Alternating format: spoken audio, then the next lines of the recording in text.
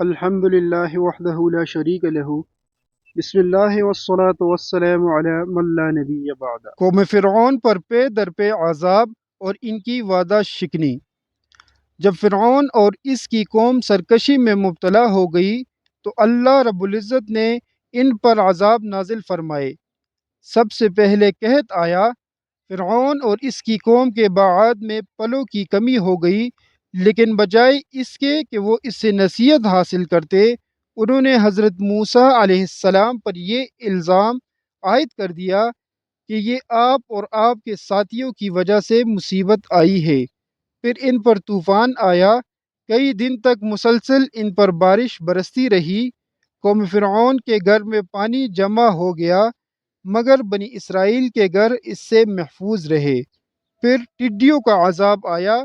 ٹڈیوں نے قبطیوں کے باغات، کھیت اور ہر قسم کی سبز چیزیں کاٹ لی، مگر بنی اسرائیل کا کوئی نقصان نہ ہوا۔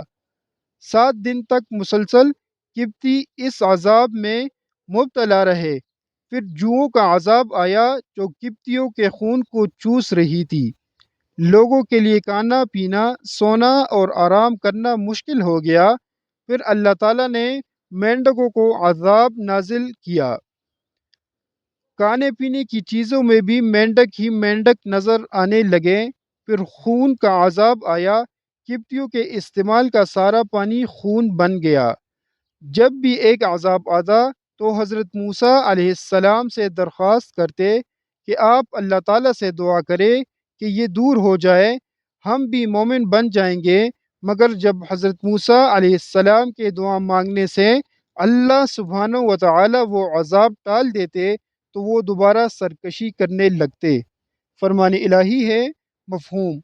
پھر ہم نے ان پر طوفان، ٹڈیاں، جوئیں، مینڈک اور خون کا عذاب الگ الگ واضح نشانیوں کے طور پر بھیجا۔ پھر بھی انہوں نے تکبر کیا اور وہ بڑے مجرم لوگ تھے۔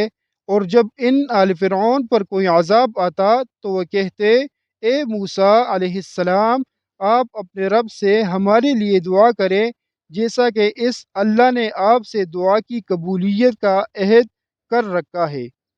اگر آپ یہ عذاب ہم سے دور کر دیں تو ہم آپ پر ضرور ایمان لے آئیں گے اور بنی اسرائیل کو بھی رہا کر کے ضرور آپ کے ہمراہ روانہ کر دیں گے۔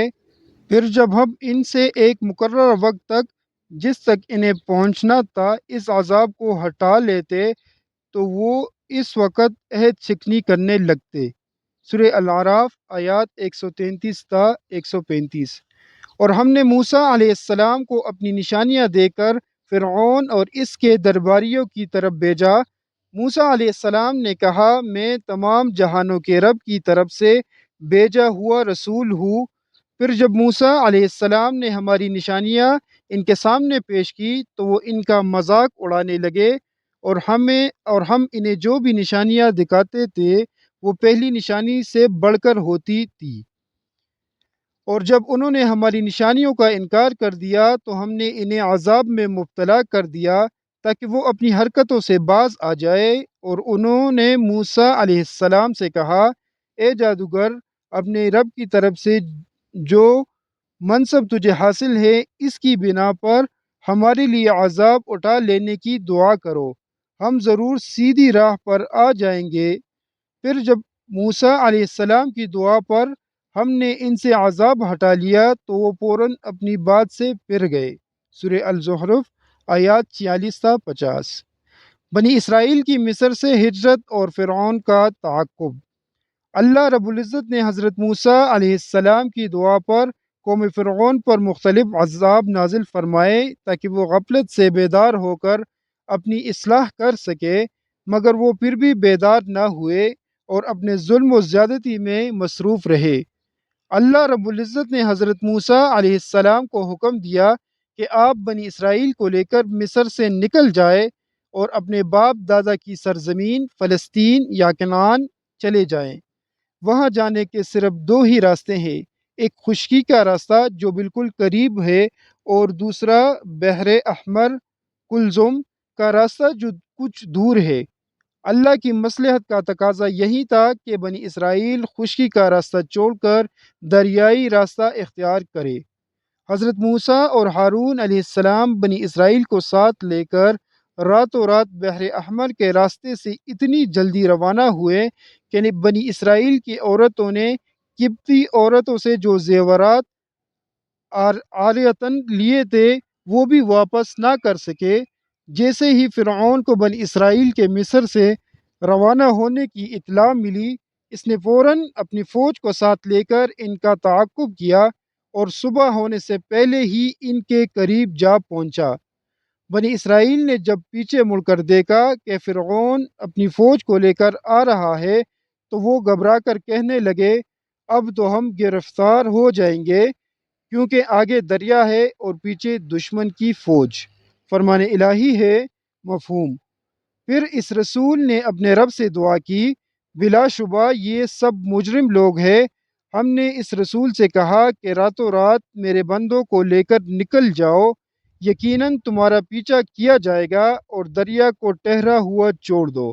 سورہ الدخان آیات 22 تا 23۔ اور ہم نے موسیٰ علیہ السلام کو وحی کی کہ راتوں رات میرے بندوں کو لے کر یہاں سے نکل جاؤ، بلا شبہ تمہارا پیچھا کیا جائے گا۔ پھر فرعون نے تعاقب کے لیے شہروں میں اہلکار بھیج دیے اور کہلا بھیجا کہ بے شک یہ بنی اسرائیل توڑے لوگوں کا گروہ ہے، اور بلا شبہ یہ بنی اسرائیل ہمیں بہت غصہ دلا رہے ہیں، اور یقیناً ہم ایک چوکس اور ہوشیار جماعت ہیں۔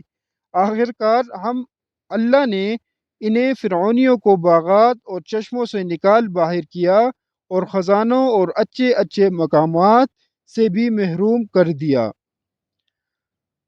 اس طرح ہم نے بنی اسرائیل کو ان چیزوں کا وارث بنا دیا۔ پھر وہ فرعونی سورج نکلتے ہی ان بنی اسرائیل کے تعاقب میں نکلے۔ پھر جب دونوں جماعتوں نے ایک دوسرے کو دیکھا تو موسیٰ علیہ السلام کے ساتھیوں نے کہا، یقیناً اب تو ہم پکڑ لیے گئے۔ موسیٰ علیہ السلام نے فرمایا، ہرگز نہیں، بلا شبہ میرا رب میرے ساتھ ہے، جو ضرور میری رہنمائی فرمائے گا۔ سورہ الشعراء آیات 52 تا 62۔